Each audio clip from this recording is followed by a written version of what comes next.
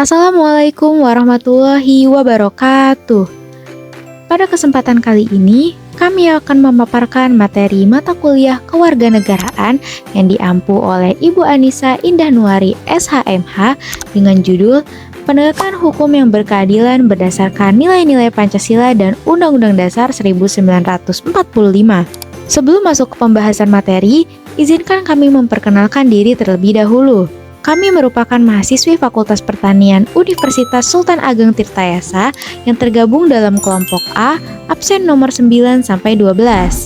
Yang pertama ada Novi Zahairunisa dengan NIM 444123037. Berikutnya ada Wulan Nur Khotimah dengan NIM 44412304140. Yang selanjutnya ada Nur Sehawati dengan NIM 44412304143. Dan yang terakhir ada Azahra Setiawan dengan NIM 44412304151. Demikian perkenalan dari kelompok kami. Tanpa berlama-lama lagi, mari kita masuk ke pembahasan pertama, yaitu latar belakang. Baik, setelah perkenalan dari kelompok kami, saya Noviza akan melanjutkan untuk menjelaskan latar belakang dari pembahasan materi penegakan hukum yang berkeadilan berdasarkan nilai-nilai Pancasila dan Undang-Undang Dasar 1945. Indonesia merupakan negara hukum sebagaimana ditegaskan dalam pasal 1 ayat 3 Undang-Undang Dasar 1945. Oleh karena itu, kehidupan bermasyarakat, berbangsa, dan bernegara harus berlandaskan hukum yang berkeadilan, berkepastian, dan bermanfaat bagi masyarakat. Penegakan hukum berperan penting dalam menciptakan ketertiban sosial, melindungi hak asasi manusia, serta mewujudkan keadilan bagi seluruh rakyat Indonesia. Namun dalam pelaksanaannya, masih terdapat berbagai permasalahan seperti lemahnya integritas aparat penegak hukum, ketimpangan keadilan, dan rendahnya kepercayaan masyarakat terhadap sistem hukum. Kondisi tersebut menunjukkan bahwa penegakan hukum belum sepenuhnya mencerminkan nilai-nilai Pancasila dan Undang-Undang Dasar 1945. Permasalahan tersebut menegaskan bahwa penegakan hukum tidak hanya sebatas penerapan aturan secara formal, tetapi juga harus mampu mewujudkan keadilan, kepastian hukum, dan kemanfaatan sosial. Oleh karena itu, pemahaman hukum sangat diperlukan baik oleh masyarakat maupun aparat penegak hukum agar hukum dapat diterapkan secara adil sesuai tujuan pembentukannya. Selain itu, Pancasila juga harus menjadi landasan moral dan filosofis dalam setiap pelaksanaan hukum di Indonesia. Seiring perkembangan zaman dan teknologi, tantangan penegakan hukum semakin kompleks seperti cybercrime, korupsi, dan berbagai pelanggaran lainnya. Kondisi ini menuntut aparat penegak hukum bekerja secara profesional, objektif, dan bertanggung jawab sesuai nilai-nilai Pancasila dan Undang-Undang Dasar 1945 untuk menciptakan ketertiban, kepastian perlindungan, dan kesejahteraan masyarakat. Untuk memperjelas pembahasan tersebut, berikut beberapa rincian spesifik dari latar belakang yang telah dijelaskan. 1. Indonesia merupakan negara hukum berdasarkan Pasal 1 ayat 3 Undang-Undang Dasar 1945. 2. Penegakan hukum bertujuan menciptakan keadilan dan ketertiban masyarakat. 3. Penegakan hukum masih menghadapi masalah integritas dan ketimpangan keadilan. 4. Penegakan hukum harus mewujudkan keadilan, kepastian, dan kemanfaatan sosial. 5. Pancasila dan Undang-Undang Dasar 1945 menjadi dasar pelaksanaan hukum di Indonesia. 6. Perkembangan zaman memunculkan tantangan hukum seperti korupsi dan cybercrime. 7. Aparat penegak hukum harus profesional, objektif, dan bertanggung jawab. Dan 8. Penegakan hukum harus sesuai nilai-nilai Pancasila dan Undang-Undang Dasar 1945. Setelah memahami latar belakang pentingnya penegakan hukum berdasarkan nilai-nilai Pancasila dan Undang-Undang Dasar 1945, selanjutnya kita perlu memahami terlebih dahulu apa yang dimaksud dengan hukum itu sendiri. Nah, secara umum, hukum adalah himpunan peraturan atau norma yang dibuat secara resmi oleh penguasa negara melalui lembaga yang berwenang untuk mengatur tingkah laku manusia dalam kehidupan bermasyarakat, berbangsa, dan bernegara. Hukum bersifat memaksa serta memiliki sanksi tegas bagi setiap pelanggaran dengan tujuan menciptakan ketertiban, keadilan, kepastian hukum, dan mencegah terjadinya kekacauan dalam kehidupan masyarakat. Nah, selain pengertian secara umum, hukum juga dijelaskan dalam Kamus Besar Bahasa Indonesia atau KBBI yang dibagi menjadi 4. Di antaranya, 1. Peraturan atau adat yang dianggap mengikat dan dikukuhkan oleh penguasa atau pemerintah. 2. Undang-undang dan ketentuan yang digunakan untuk mengatur kehidupan masyarakat. 3. Patokan atau kaidah dalam kehidupan bermasyarakat. Dan yang keempat, keputusan atau pertimbangan hakim dalam pengadilan atau vonis. Nah, tidak hanya menurut KBBI, para ahli juga memberikan pandangan mengenai pengertian hukum di antaranya. 1. Menurut Leon Duguid hukum adalah aturan tingkah laku para anggota masyarakat yang penggunanya diindahkan oleh masyarakat sebagai jaminan kepentingan bersama. Apabila aturan tersebut dilanggar, maka akan menimbulkan reaksi bersama terhadap pelanggaran tersebut. Sementara itu, menurut Immanuel Canby, hukum adalah keseluruhan syarat yang memungkinkan kehendak bebas seseorang dapat menyesuaikan diri dengan kehendak bebas orang lain berdasarkan peraturan hukum tentang kemerdekaan. Selanjutnya, selain dipahami sebagai aturan tertulis, hukum juga dapat dilihat dalam perspektif yang lebih luas. Dalam perspektif yang lebih luas, hukum tidak hanya dimaknai sebagai peraturan tertulis tetapi juga mencakup nilai keadilan yang hidup dalam masyarakat. Hukum berfungsi sebagai pedoman untuk mewujudkan ketertiban, keadilan, dan perlindungan hak masyarakat. Menurut Surjono Sukonto dan Pundadi Purbacaraka, hukum tidak hanya berbentuk norma tertulis tetapi juga mencakup lembaga, aparat penegak hukum, budaya hukum, serta mekanisme pelaksananya dalam masyarakat. Berdasarkan berbagai pengertian tersebut dapat dipahami bahwa hukum memiliki unsur-unsur penting dalam kehidupan berbangsa dan bernegara, diantaranya: 1. Adanya aturan mengenai tingkah laku manusia, 2. Dibuat oleh lembaga yang berwenang, 3. Bersifat memaksa, dan yang keempat, memiliki sanksi yang tegas terhadap pelanggaran. Dengan adanya unsur tersebut, menjadikan hukum mampu menciptakan keteraturan sosial dan memberikan kepastian hidup bermasyarakat. Setelah memahami pengertian hukum beserta unsur-unsurnya, selanjutnya kita akan membahas mengenai pengertian penegakan hukum. Secara umum, penegakan hukum merupakan proses dilakukannya upaya untuk menegakkan dan memfungsikan norma-norma hukum sebagai pedoman perilaku dalam kehidupan bermasyarakat, berbangsa, dan bernegara. Penegakan hukum tidak hanya berkaitan dengan penerapan aturan tertulis, tetapi juga mencakup pelaksanaan nilai-nilai keadilan agar tercipta ketertiban, kepastian hukum, dan perlindungan hak masyarakat. Berdasarkan pengertian tersebut, penegakan hukum juga dapat ditinjau dari sudut subjeknya, baik dalam arti luas maupun arti sempit. Dalam arti luas, penegakan hukum melibatkan seluruh subjek hukum yang menaati dan menjalankan norma hukum dalam kehidupan bermasyarakat. Setiap orang yang bertindak sesuai aturan hukum pada dasarnya telah ikut menegakkan hukum. Sementara itu, dalam arti sempit, penegakan hukum merupakan upaya aparatur penegak hukum untuk memastikan aturan hukum berjalan sebagaimana mestinya, termasuk menggunakan daya paksa apabila diperlukan guna menjamin tegaknya hukum. Kemudian, selain ditinjau dari sudut subjeknya, para ahli juga memberikan pandangan mengenai penegakan hukum dari sudut yang lebih mendalam. Yang pertama, menurut Liliana Teja Saputro, penegakan hukum tidak hanya mencakup law enforcement, tetapi juga peace maintenance. Oleh karena penegakan hukum merupakan proses penyelesaian antara nilai, kaidah, dan pola perilaku nyata yang bertujuan untuk mencapai kedamaian dan keadilan. Sementara itu, Sajipto Raharjo memandang penegakan hukum sebagai suatu proses untuk mewujudkan keinginan-keinginan hukum, yaitu pikiran dari badan pembuat hukum atau undang-undang yang dirumuskan dan ditetapkan dalam peraturan-peraturan hukum yang kemudian menjadi kenyataan.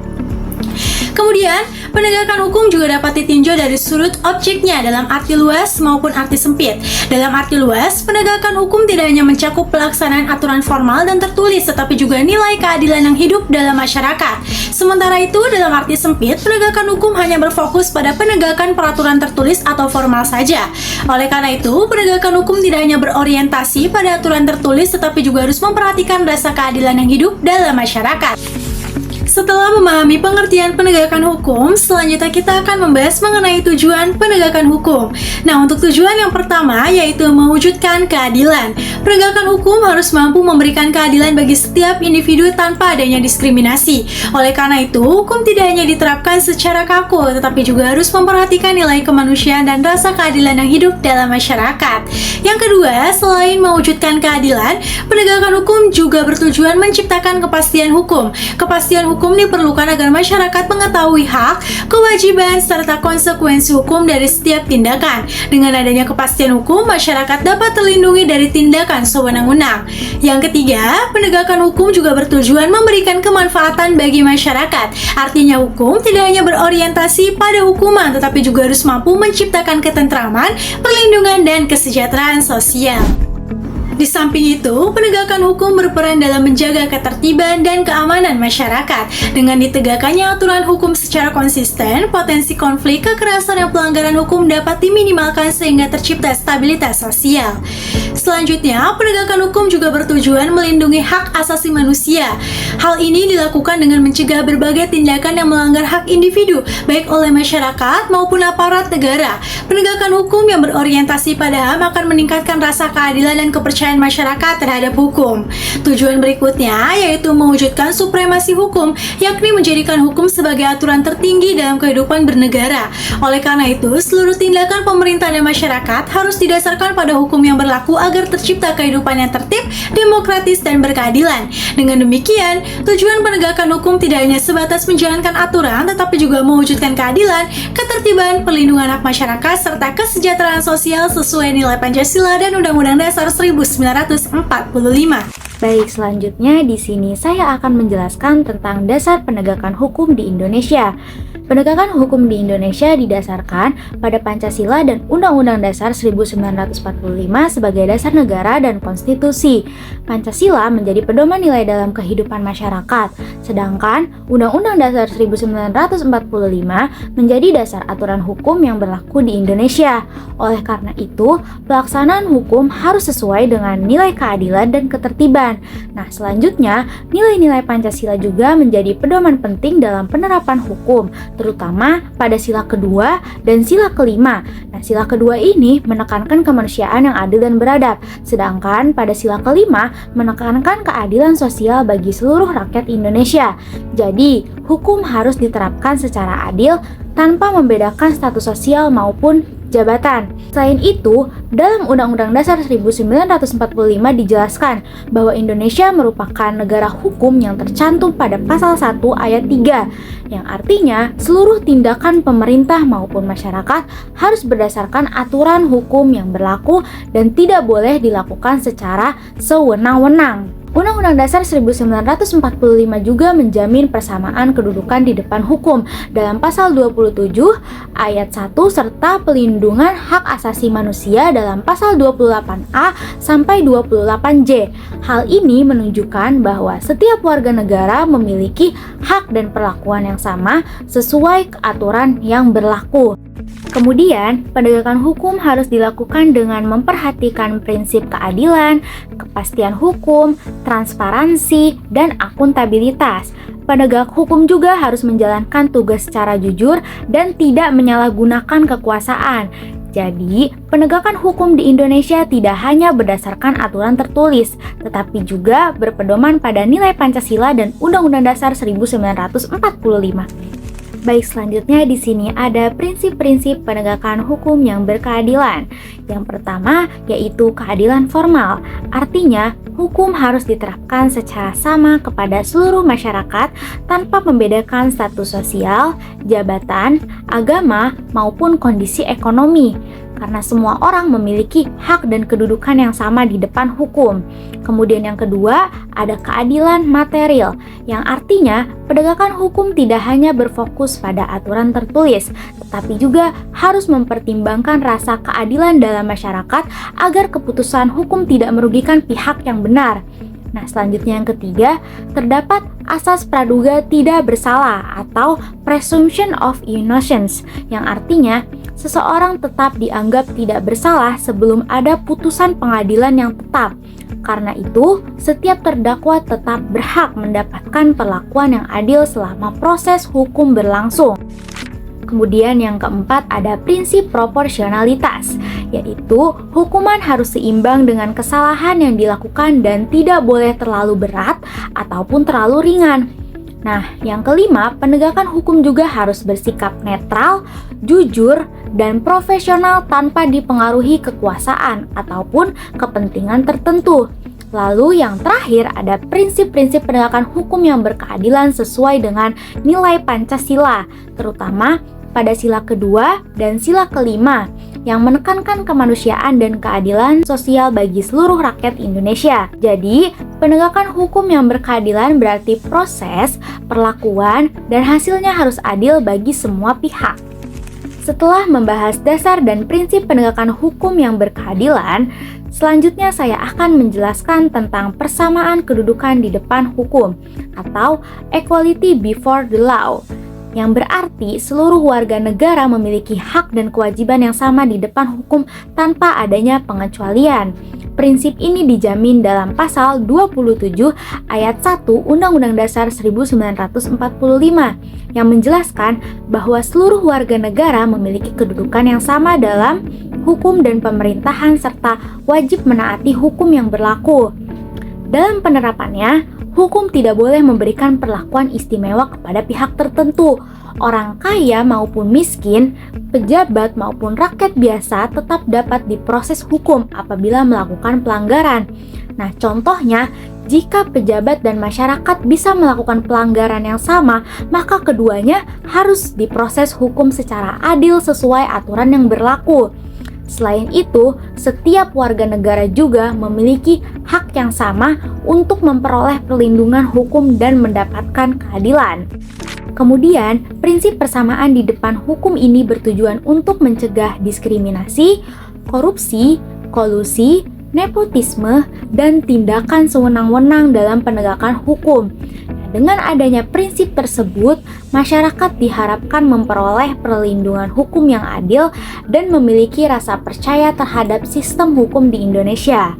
Jadi, keadilan dalam penegakan hukum hanya dapat terwujud apabila seluruh warga negara benar-benar diperlakukan setara di depan hukum. Selanjutnya di sini saya akan menjelaskan hak dan kewajiban warga negara. Yang pertama, mengenai hak warga negara. Setiap warga negara berhak memperoleh perlakuan yang adil dan tidak diskriminatif dalam proses hukum. Selain itu, masyarakat juga memiliki hak untuk mendapatkan bantuan hukum serta didampingi penasihat hukum apabila menghadapi masalah hukum.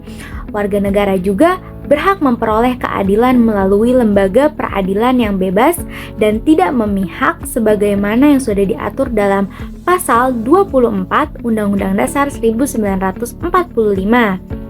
Dengan adanya peradilan yang merdeka, proses hukum diharapkan dapat berjalan secara jujur dan adil bagi semua pihak. Selain itu, setiap warga negara memiliki hak untuk memperoleh perlindungan hukum terhadap hak asasi manusia, seperti hak hidup, hak memperoleh pendidikan, dan hak menyampaikan pendapat. Selanjutnya mengenai kewajiban warga negara.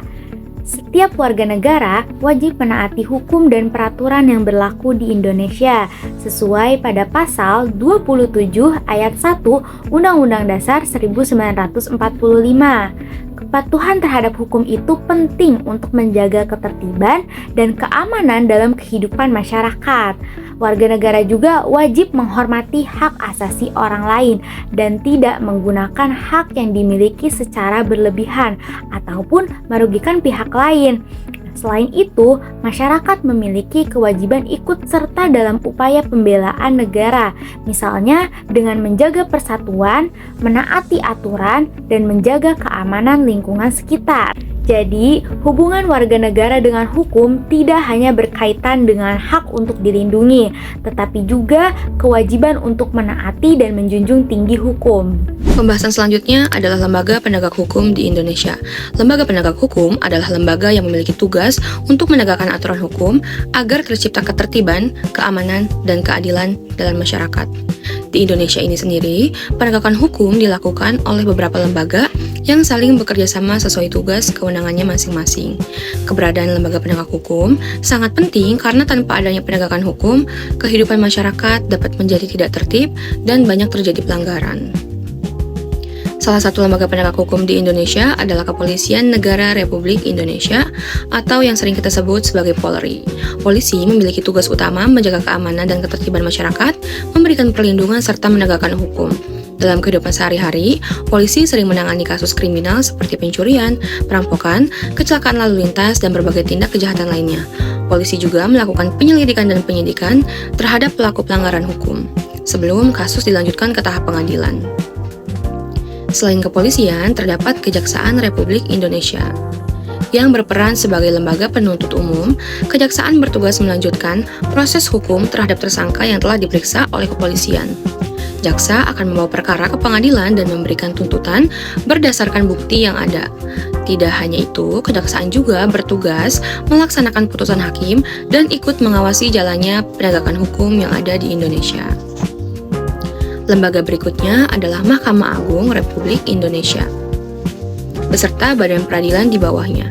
Lembaga kehakiman memiliki tugas memeriksa, mengadili, dan memutuskan perkara secara adil berdasarkan hukum yang berlaku. Dalam proses persidangan, hakim harus bersikap netral dan tidak memihak agar keputusan yang diambil benar-benar mencerminkan keadilan. Pengadilan menjadi tempat untuk menentukan apakah seseorang bersalah atau tidak atas suatu pelanggaran hukum. Dalam memberantas korupsi, Indonesia memiliki Komisi Pemberantasan Korupsi atau KPK yang bertugas menyelidiki, menyidik, dan menuntut kasus korupsi serta mencegah terjadinya korupsi.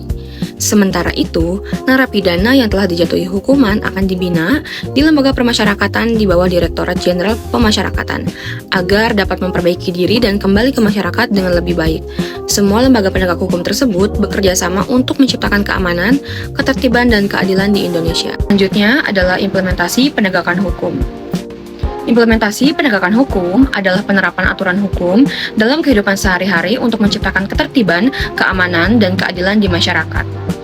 Penegakan hukum dilakukan oleh lembaga penegak hukum bersama masyarakat agar setiap aturan dapat berjalan dengan baik.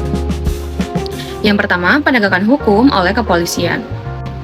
Kepolisian Negara Republik Indonesia berperan dalam menjaga keamanan dan menindak pelanggaran hukum. Polisi melakukan penyelidikan dan penyidikan terhadap pelaku kejahatan seperti pencurian, perampokan, penyalahgunaan narkoba, dan pelanggaran lalu lintas. Polisi juga bertugas menjaga ketertiban masyarakat agar kondisi tetap aman dan kondusif.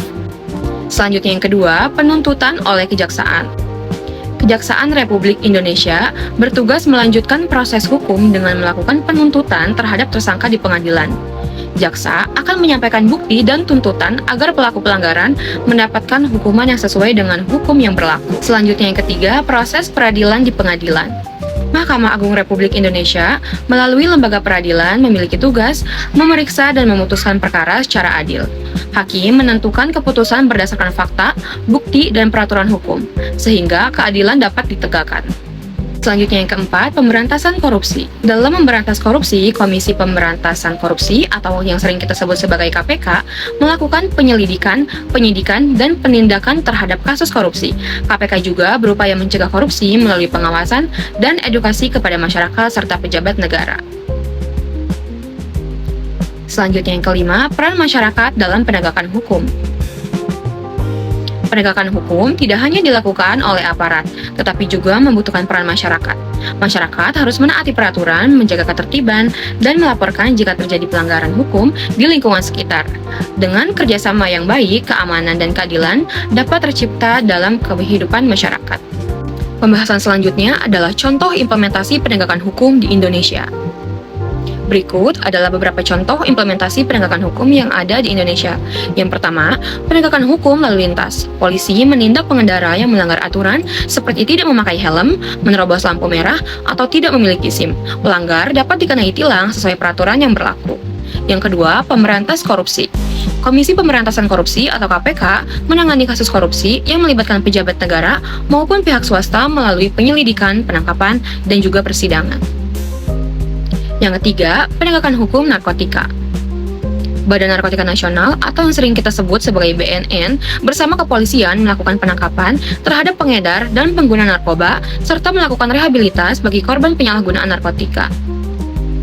Selanjutnya yang keempat, penegakan hukum di bidang lingkungan. Pemerintah memberikan sanksi kepada perusahaan yang melakukan pencemaran lingkungan, penambangan liar, atau pembakaran hutan secara ilegal. Selanjutnya, yang kelima, penegakan hukum terhadap tindak kriminal. Polisi menangkap pelaku pencurian, perampokan, pembunuhan, dan juga kejahatan lainnya untuk diproses sesuai hukum pidana di pengadilan. Selanjutnya yang keenam, penegakan hukum pajak. Pemerintah melalui Direktorat Jenderal Pajak menindak wajib pajak yang melakukan penggelapan atau tidak membayar pajak sesuai ketentuan. Pembahasan selanjutnya adalah hambatan penegakan hukum. Dalam pelaksanaannya, penegakan hukum di Indonesia masih menghadapi berbagai hambatan. Hambatan tersebut dapat mempengaruhi proses penegakan hukum sehingga keadilan belum sepenuhnya dirasakan oleh masyarakat. Yang pertama, kurangnya kesadaran hukum masyarakat. Masih banyak masyarakat yang melanggar aturan karena kurang memahami pentingnya hukum. Contohnya seperti melanggar lalu lintas, melakukan tindak kriminal atau tidak mematuhi peraturan yang berlaku. Yang kedua, adanya korupsi dan penyalahgunaan wewenang. korupsi menjadi salah satu hambatan terbesar dalam penegakan hukum. Terkadang ada oknum yang menyalahgunakan jabatan demi kepentingan pribadi, sehingga proses hukum menjadi tidak adil dan menurunkan kepercayaan masyarakat terhadap hukum. Yang ketiga, lemahnya penegakan hukum. Dalam beberapa kasus, hukuman yang diberikan dianggap belum memberikan efek jera. Selain itu, proses hukum terkadang berjalan lambat, sehingga masyarakat merasa keadilan belum ditegakkan dengan baik. Yang keempat, kurangnya sarana dan prasarana. Penegakan hukum juga terhambat oleh kurangnya fasilitas, teknologi, dan juga jumlah aparat penegak hukum, terutama di daerah terpencil. Hal ini membuat proses penanganan kasus menjadi kurang maksimal. Yang kelima, pengaruh kekuasaan dan juga jabatan. Terkadang proses hukum dipengaruhi oleh kekuasaan, jabatan, atau hubungan tertentu, sehingga hukum terlihat tidak berjalan secara adil. Akibatnya, masyarakat dapat kehilangan rasa percaya terhadap lembaga penegak hukum. Oleh karena itu, diperlukan kerjasama antara pemerintah, aparat penegak hukum, dan masyarakat agar penegak hukum di Indonesia dapat berjalan lebih baik, adil, dan tegas. Selanjutnya, di sini ada upaya meningkatkan penegakan hukum. Penegakan hukum yang baik tidak hanya bergantung kepada aparat, tetapi juga membutuhkan kesadaran masyarakat. Adapun upaya-upayanya, yang pertama, yaitu meningkatkan kesadaran hukum melalui PPKN atau Pendidikan Pancasila Kewarganegaraan. Melalui PPKN, masyarakat bisa memahami bahwa hukum bukan hanya aturan yang harus ditaati, tetapi juga pedoman untuk menciptakan kehidupan yang tertib dan adil. Di dalamnya, kita belajar tentang hak, kewajiban, nilai moral, dan pentingnya menaati aturan. Yang kedua, membentuk karakter patuh hukum.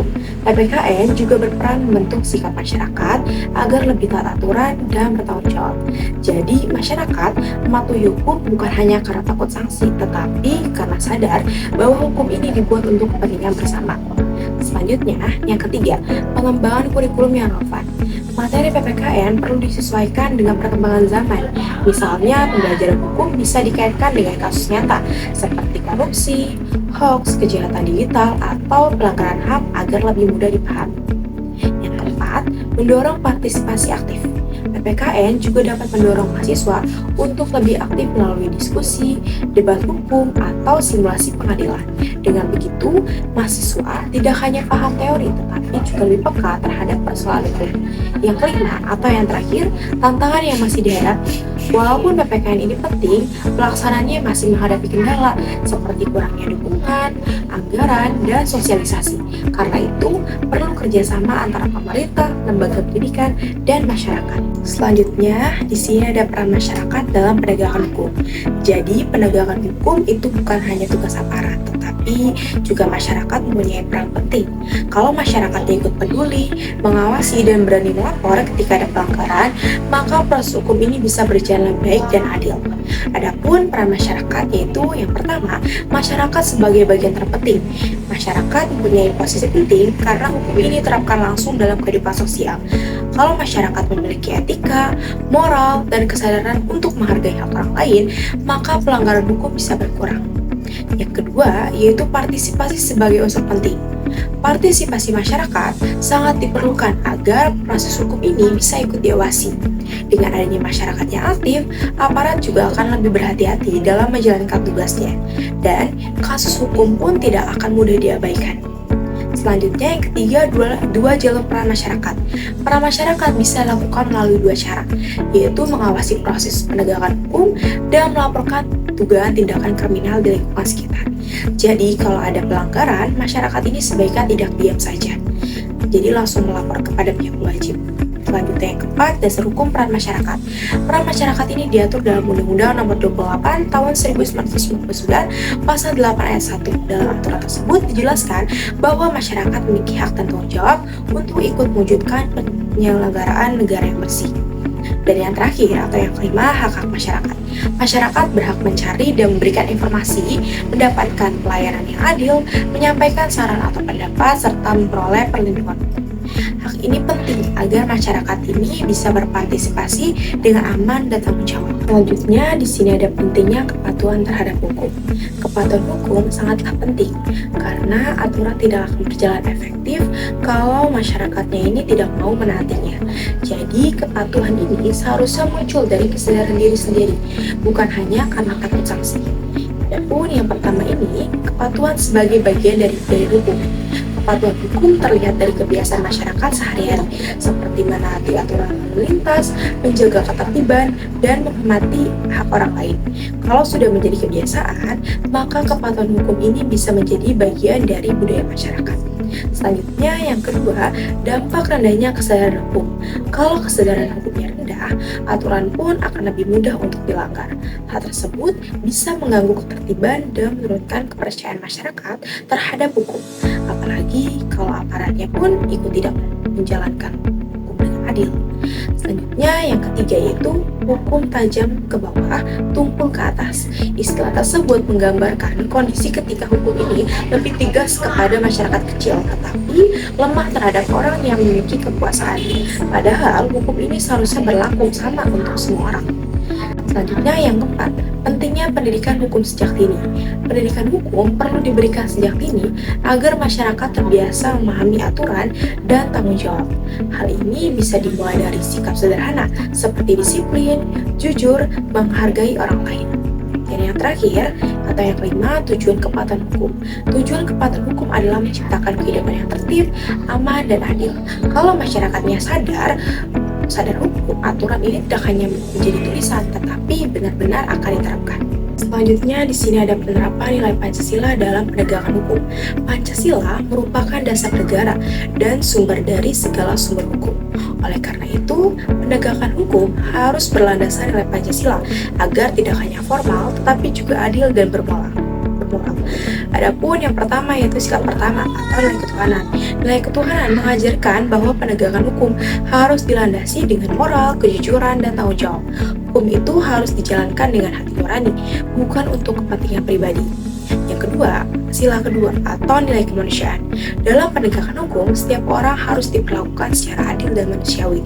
Tidaklah boleh ada yang didiskriminasi karena status sosial, ekonomi, jabatan, agama, suku, atau latar belakang lainnya.